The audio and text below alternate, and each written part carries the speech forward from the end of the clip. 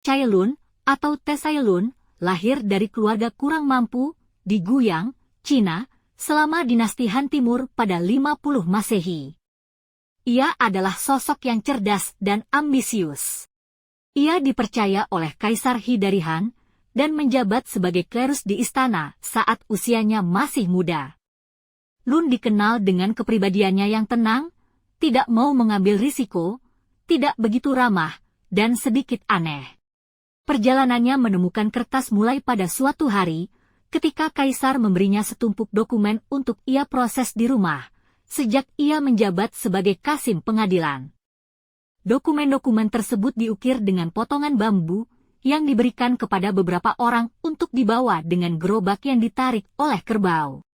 Dalam perjalanan, kerbau itu tergelincir dan jatuh di bawah roda. Potongan-potongan bambu tersebut juga jatuh ke tanah.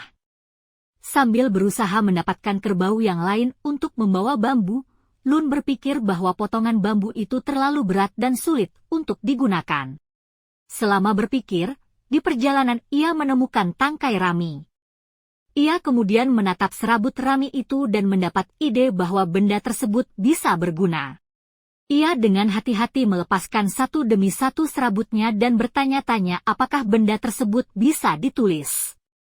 Rami itu terlalu kasar dan longgar, lalu ia teringat dengan wol dari sisa-sisa kepompong sutra yang mungkin berguna. Lun kemudian mencari bantuan untuk eksperimennya. Para pelayan mengumpulkan kulit kayu, rami, kepompong sutra tua, jaring ikan, dan kain. Bahan-bahan tersebut dipotong dengan halus lalu dimasak. Hasilnya, ditumbuk dengan campuran tepung dan dilarutkan dalam air sebelum ditambahkan jenis tepung lainnya. Ketika adonan itu diangkat dari air, ia terpisah menjadi beberapa lapisan kain. Setelah kering, mereka akhirnya menjadi lembaran kertas. Lun kemudian memperkenalkan potongan kertas yang telah ia buat ke Kaisar. Sang Kaisar sangat gembira dan mengeluarkan surat keputusan agar seluruh negara menggunakan bahan penulisan baru tersebut. Pada 105 Masehi, Cailun menemukan komposisi kertas beserta proses pembuatannya. Meskipun kini alat dan mesin pembuatannya telah berubah, mereka masih menggunakan teknik kuno lembaran serat yang tersuspensi dalam air yang dikeringkan hingga menjadi kertas tipis. Pada masanya, hingga saat ini, Cailun diakui oleh dunia sebagai seorang penemu kertas. Para ilmuwan merasa senang dan sangat menghargai penemuannya.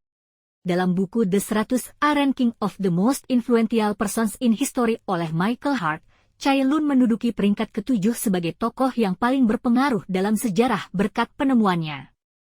Peringkatnya berada di atas Gutenberg, Einstein, Pasteur, Galileo, dan Aristoteles. Terlepas dari prestasinya, Cailun terlibat dalam persekongkolan kerajaan.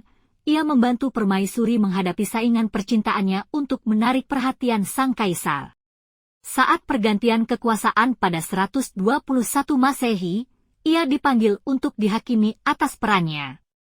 Alih-alih muncul untuk penghakiman, Cailun mandi dan mengenakan jubah terbaiknya, kemudian meminum racun, mengakhiri kehidupan sebagai salah satu penemu terpenting dalam peradaban dunia.